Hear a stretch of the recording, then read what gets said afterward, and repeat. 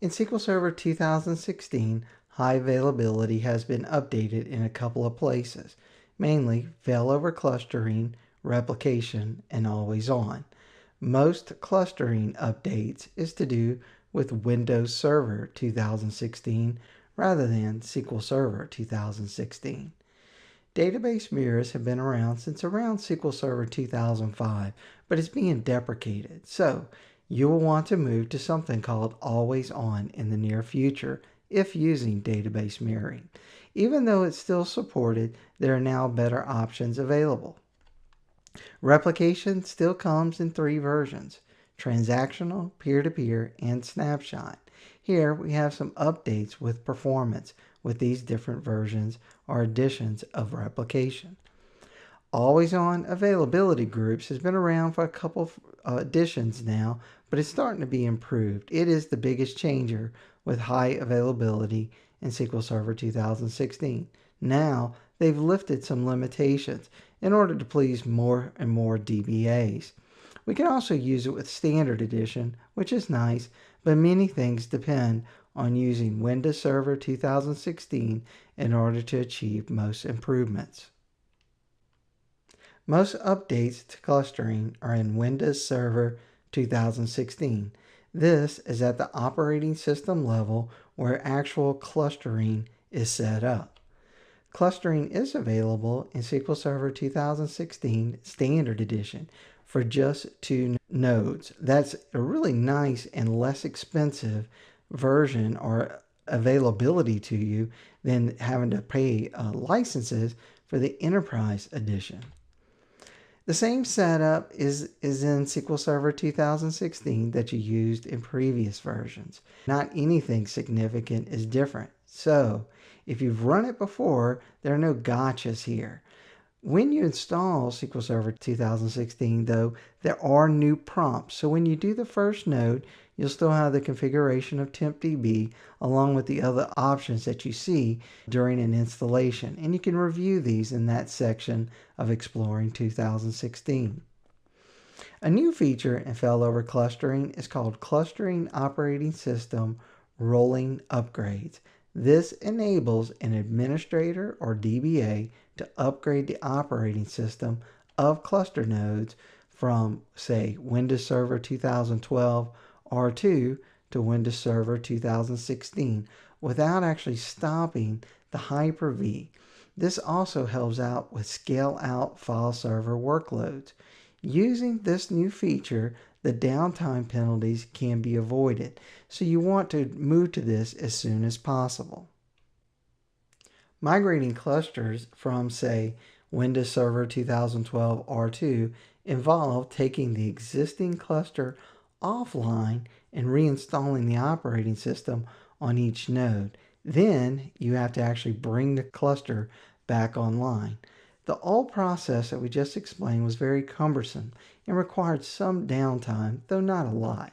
However, in Windows Server 2016, the cluster does not need to go offline at any point. That is what Cluster Operating System Rolling Upgrade is all about. There's also a storage replica, which is a new feature and enables storage agnostic block level synchronization for replication between servers or clusters for, say, something like disaster recovery. It even helps stretching the failover clusters from site to site.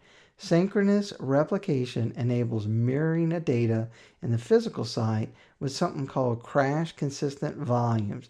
It ensures zero data loss at the file system level. Asynchronous replication allows the site to be extended beyond the particular range that you have your network set up. But it has a possibility of data loss because of the async nature. So if you're looking for no data loss, you want to use sync. But if you can suffer some data loss, you can look at async. This helps with things like multiple databases for one application. If you have multiple databases, you need them all to be synced. But if you just have one main one, you could do the async and not really have much data loss based on the transactions in your application. There is a witness, which it can be in the cloud, and this is a new type for failover clustering. This quorum witness is only in Windows Server 2016. It leverages Azure as the actual point that it looks to see when something fails or when something comes online. They call it cloud witness, and it's like any other quorum witness that you have with clustering. It gets a vote and can participate in the calculations of when something should fail over or not. You can configure this cloud witness as the quorum, and you can use it during the configure of the custom quorum wizard. The virtual machines have also been updated in Windows Server 2016, and it helps with this resilience to help reduce communication difficulties with clustering. This available option is in the VMs, which are available for SQL Server 2016, and you can configure it. It has options that define the behavior of virtual machines during some sort of transient failure. There's a level that helps you define the failures, how failures are handled, and there's a period that you're able to tell how long a VM is allowed to run just by itself. If there's an unhealthy node that's not available to fail over in a cluster, you can actually have it quarantined and it can no longer join the cluster. This prevents something that they call flapping that goes on between nodes, and what you could have is a constant failover from one to the other. This is all really at the Windows Server cluster level, so you want to have some information on that particular stuff.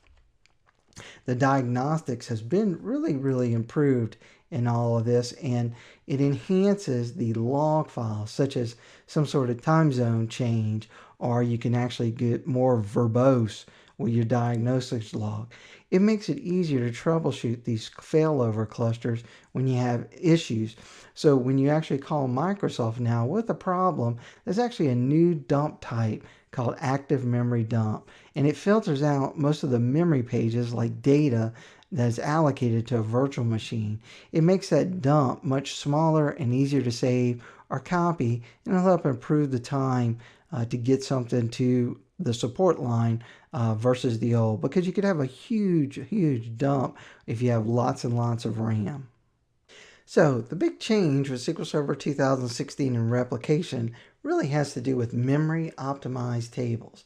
Tables acting as snapshot or transactional replication subscribers, including or excluding peer-to-peer transactional replication, can be configured for memory optimized table.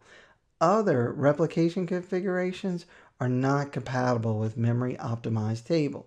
This feature is available beginning in SQL Server 2016. Only the one-way transactional replication is supported, so peer-to-peer is not supported.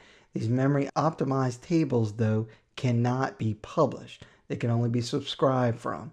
And the replication tables on the distributor cannot be configured as memory optimized tables. Also, merge replication cannot include these memory optimized tables. So to configure this, there's a set of a property at memory_optimize.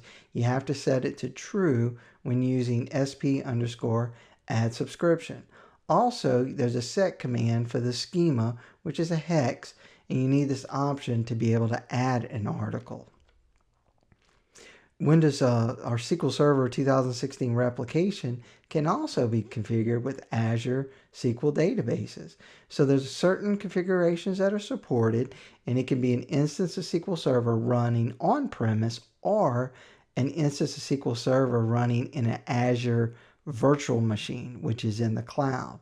The database, though, must be a push subscriber of a SQL Server publisher. The distribution database, which handles the subscriber and publication, though, and the replication agents, cannot be placed on a SQL Server database in Azure. It has to be on-premise. The snapshot and one-way transactional replications, though, are supported. Peer-to-peer transaction replication and merge replication are not supported. SQL Server 2016 Standard Edition now supports always-on basic availability groups. These basic availability groups provide support for just one primary and one secondary replica. This capability replaces the obsolete or deprecated database mirroring technology, and this is what really should be used for high availability. Load balancing of read intent connects request is now supported across a set of read-only replicas. The previous behavior always directed the connections to the first available read-only replica, and this was in the routing list, and that's one major change.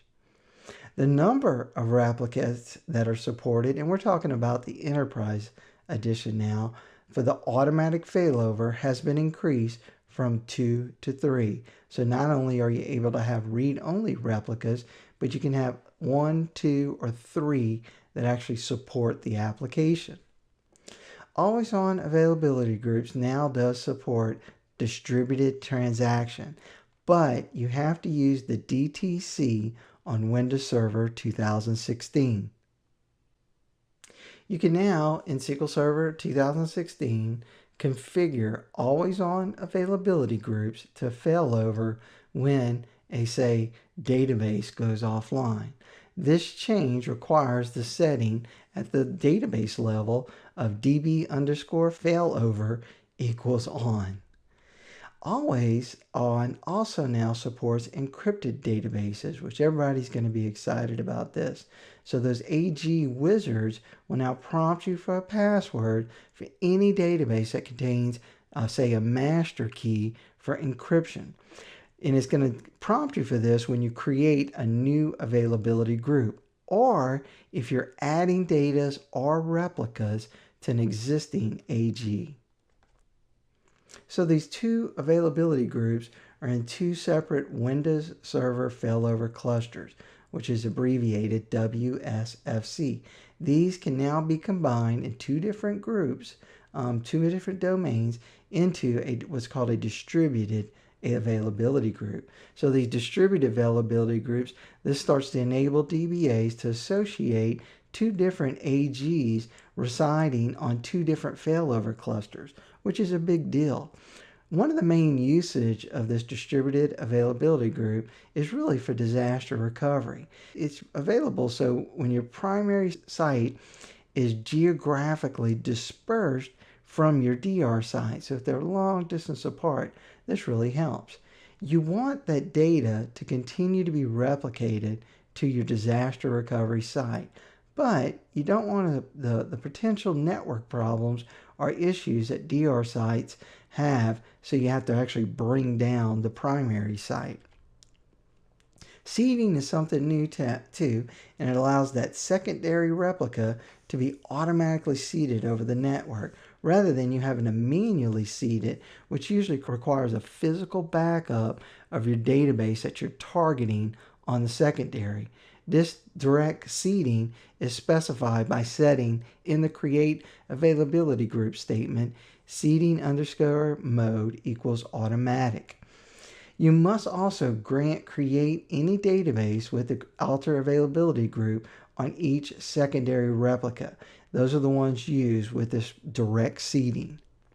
So there are performance improvements, which are always nice with any of these disaster recovery improvements.